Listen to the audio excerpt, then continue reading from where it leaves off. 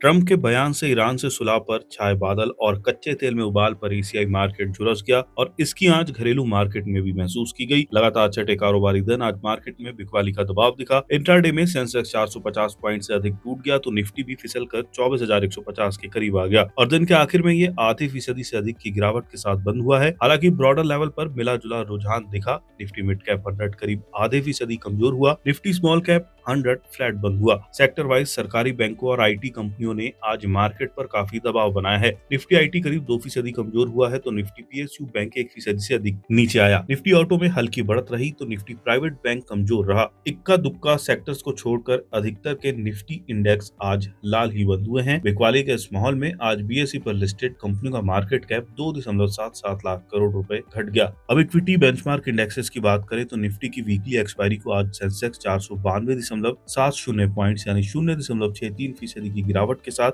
77,235.46 और Nifty 135.75 points यानी 0.55% की फिसलन के साथ 24,154.90 पर बंद हुआ। इंट्राडे में सेंसेक्स 493.80 पॉइंट्स टूटकर 77,234.36 और निफ्टी भी 132.75 पॉइंट्स टूटकर 24,154.90 तक आ गया था। एक कारोबारी दिन पहले यानी 17 अगस्त 2026 को बीएसई पर लिस्टेड सभी शेयरों का कुल मार्केट कैप 4,93,54,909.78 करोड़ था। आज यानी 18 अगस्त 2026 को ये घटकर 4 करोड़ 90,77,822.78 करोड़ पर आ गया। इसका मतलब हुआ है कि निवेशकों की पूंजी में आज 2,77,087.01 करोड़ की गिरावट आई है। सेंसेक्स पर 30 शेयर लिस्टेड है जिसमें आज 8 ग्रीन जोन में बंद हुए हैं। दिन के आखिरी में आज एक्सिस बैंक, पावर ग्रिड और M&M में सबसे अधिक बढ़त रही तो दूसरी तरफ सबसे अधिक गिरावट एशियन पेंट, HCL टेक और इन्फोसिस में रही। 19 अगस्त को कैसी रह सकती है बाजार की चाल? Hedge.in में associate vice president HNI at derivatives Riyank Arora का कहना है कि भारतीय इक्विटी मार्केट में आज कमजोरी देखने को मिली और एक गिरावट के साथ बंद हुआ। हालिया तेजी के बाद बेंचमार्क इंडेक्सेस में प्रॉफिट बुकिंग देखने को मिली। कुछ हैवी वेट शेयरों में बिकवाली के दबाव ने मार्केट के सेंटीमेंट पर खराब असर डाला जिससे मार्केट सावधानी के रुख के साथ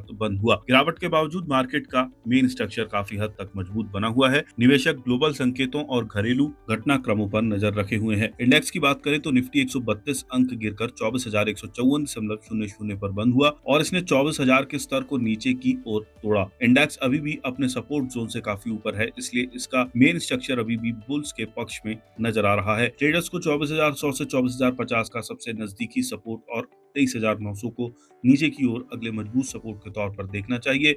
अगर इंडेक्स 24,250 से 24,350 के रेजिस्टेंस लेवल को पार करता है तो और तेजी की गुंजाइश बढ़ेगी। बीएसई सेंसेक्स 492 अंक गिरकर 77,235.00 पर बंद हुआ। सेशन के दौरान इंडेक्स में चौतरफा प्रॉफिट बुकिंग देखी गई लेकिन यह अपने अहम सपोर्ट लेवल से ऊपर टिका रहा। इसके लिए तत्काल सपोर्ट 77,000 से 76,800 के आसपास है जबकि रेजिस्टेंस 77,500 से 77,800 के पास दिख रहा है। रेजिस्टेंस जोन के ऊपर टिकाऊ बड़ा शॉर्ट टर्म आउटलुक को मजबूत करेगी। आज की गिरावट ट्रेंड में बदलाव के बजाय रूटीन प्रॉफिट बुकिंग जैसी लग रही है बशर्ते अहम सपोर्ट लेवल बने रहें। बड़ी तस्वीर अभी भी बुल्स के पक्ष में है। आज शेयरों में गिरावट पर खरीदारी की रणनीति अपनाना और साथ ही रिस्क मैनेजमेंट को ध्यान रखना इस स्थिति में समझदारी भरा कदम होगा। जियोजीत इन्वेस्टमेंट्स में head of research Vinod Nair का कहना है कि आज कच्चे तेल की कीमतों में मार्केट के सेंटीमेंट पर सबसे ज्यादा असर पड़ा है। वहीं यूएस बॉन्ड यील्ड में बढ़ोतरी और कमजोर ग्लोबल संकेतों की वजह से भारतीय इक्विटी मार्केट में जोखिम से बचने का रुझान बना रहा। अमेरिका और ईरान के बीच हुए अस्थायी सीज फायर के खत्म होने के बाद मिडल ईस्ट में समाधान की उम्मीदें कम हो गई हैं जिससे निवेशकों की चिंता बढ़ गई है और महंगाई फिर से बढ़ने का डर पैदा हो गया है। अमेरिका में बॉन्ड यील्ड बढ़ने से उभरते बाजारों का आकर्षण और कम हो गया है। आईटी शेयरों में सबसे ज्यादा गिरावट देखी गई क्योंकि इस बात का डर था कि लगातार ऊंची ब्याज दरों से ग्लोबल टेक्नोलॉजी पर होने वाले खर्च में कमी आ सकती है। हालांकि घरेलू फंडामेंटल्स अभी भी मजबूत बने हुए हैं लेकिन कच्चे तेल की ऊंची कीमतों और इनपुट कॉस्ट में बढ़ोतरी से हालिया अर्निंग्स अपग्रेड पर दबाव पड़ सकता है जिससे निवेशक निकट भविष्य में सतर्क रुख अपना सकते हैं। एसबीआई सिक्योरिटीज में head technical and derivative research Sudeep Shah का कहना है कि आगे चलकर 24,030 से 24,000 का जोन निफ्टी के लिए एक अहम सपोर्ट एरिया का काम कर सकता है क्योंकि ऊपर की ओर जाने वाले चैनल की बढ़ती ट्रेंड लाइन इन्हीं लेवल के आसपास है। अगर निफ्टी 24,000 के लेवल से नीचे टूटता है तो बिकवाली का दबाव बढ़ सकता है और 23,850 के लेवल तक और गिरावट आ सकती है।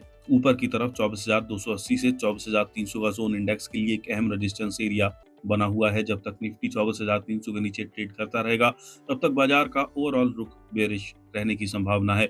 सुदीप शाह का कहना है कि मंगलवार को बैंक निफ्टी गिरावट के साथ बंद हुआ। हालांकि पिछले 10 ट्रेडिंग सेशन से ये इंडेक्स 58,077 से 57,119 की सीमित रेंज में ही घूम रहा है। इससे पता चलता है कि बाजार में किसी खास दिशा को लेकर कोई पक्का संकेत नहीं मिल रहा है। लंबे समय से एक ही रेंज में उतार चढ़ाव के कारण अहम मूविंग एवरेज सपाट हो गए हैं, जो किसी स्पष्ट ट्रेंड के ना होने का संकेत है। मोमेंटम इंडिकेटर और ऑसिलेटर भी बाजार के एक ही दायरे में रहने का संकेत दे रहे हैं। खास बात यह है कि डेली आरएसआई पिछले 29 ट्रेडिंग सेशन से एक सीमित दायरे में चल रहा है, जो इंडेक्स में कंसोलिडेशन के दौर को पुख्ता करता है। आगे 57,500 से 57,600 का जोन, जहां अभी 20 डे ईएमए है, इंडेक्स के लिए एक अहम रेजिस्टेंस का काम करेगा। नीचे की तरफ 56,900 से 56,800 का जोन, जो 100 डे ईएमए के साथ मेल खाता है, तुरंत सपोर्ट मिलने की उम्मीद है। रेजिस्टेंस जोन के ऊपर की तेजी या सपोर्ट जोन के नीचे गिरने से ही इसकी अगली दिशा तय होने की संभावना है, जिससे बैंक निफ्टी में एक लंबे समय तक चलने वाला ट्रेंड शुरू हो सकता है।